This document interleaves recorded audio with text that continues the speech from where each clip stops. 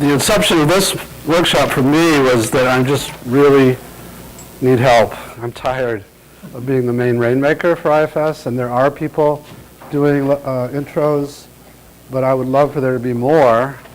And I also, I have a way of doing it, which I'm going to kind of run through with you. But I also want it to be collaborative, because I do know a number of you are doing this, and would love to hear from you about what seems to be working and what's not working. And as I go through my outline at different points, we can have you interject, well, I would do this here, or I would show this piece of video, or I would.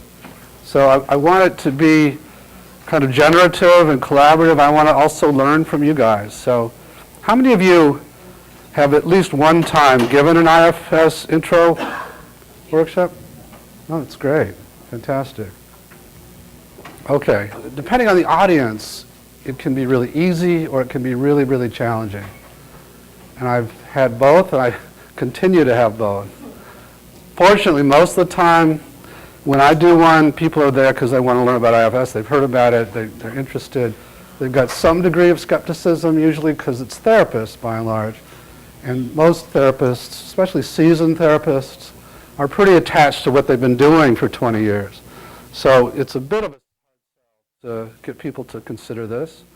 But so many therapists have been using some form or another of parts thing.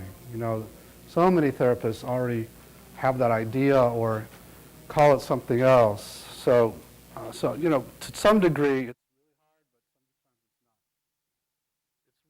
really hard when I'm talking to an audience and a lot of the people are there because they're supposed to be, or they have to be, or they're forced to be, which can be really unpleasant for me now. At this point in my thing, as I get these blank faces or even the big skeptical faces, there's some part of me that's just so tired of that, so tired of certain kinds of questions that you almost always get from those people. So that's what I had in mind, and I'm also very pliable. If there's other things you want to do, I'm happy to do that. I was going to show some of the videotape that I typically show in an intro workshop, which is the Vietnam vet Tom. How many of you have seen this? Okay, okay, wow. Okay, so I show about the first 30 minutes of it, and I'll show you different points. I stop and make points and that kind of thing. So that's what I usually use when I do video. My experience presenting to non-therapy audiences is actually, it's so much easier. It is so much easier. David Hoffman back in the corner back there, and I've been training or teaching IFS to mediators, so lawyers basically. They get it right away, and they dive into it and they like it, and it's because they don't have to unlearn so much. They don't have these skeptical parts comparing this to all the, and I can't tell you how. Isn't this just, I get that question all the time, isn't this just ego state therapy? Isn't this just whatever, mindfulness? Isn't this just, yeah. So those of you who are doing it to non-therapists, it's pretty similar. I can stop and talk about where I might say something different. I don't spend nearly as much time around working with exiles, for example, because they're not going to be doing that. But otherwise, it's quite similar. Okay? All right, and I put together a handout, which is just my kind of outline for my intro workshop, and I'm going to kind of be going over that. So the way I've come to start these days is the first rule of presenting is know your audience. So I'll ask a few questions in advance, like how many of you know anything about this? How many of you don't? How many of you work with some version of a parts model or familiar with that idea? How many, things like that. And at some point I'll say, how many of you are multiple personalities? And I'm getting more and more hands, so I feel like we're making progress. But then I'll say, I don't mean how many of you have multiple personality disorder, but how many have never had this experience? And I'll talk about, maybe, there are lots of different examples you can use, but the one I usually use is you're in an intimate relationship, you find yourself in conflict, and you are almost like watching yourself making things worse, and you can't stop yourself.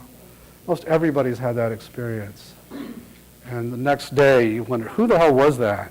You know, was that just your temper? Or was that not, if you were to focus inside and ask some questions, I'm contending that you would get some answers that might surprise you, that that's a part of you who through hijacked in the middle of that conversation and not only is angry, but has some fear and has some pain and needs your help, but thinks it has to take over that. So that's how I kind of introduce the concept. And I'll say, okay, so that's an experience that we're going to play off of the rest of the day and get to know whether that's just your temper or whether there might be more to that than you thought. And there's a way to play with that a little bit. So some version of that. And then I'll go into my history, which you can't do, but you can talk about my history. And so I'll do that briefly. So 32 years ago, just a very freshly minted, zealous, obnoxious family systems person back in the day when we thought we were so cool because we knew we could change everything if we could just reorganize these external relationships. And these uncool individual therapists were wasting their time mucking around in all that murky intrapsychic stuff.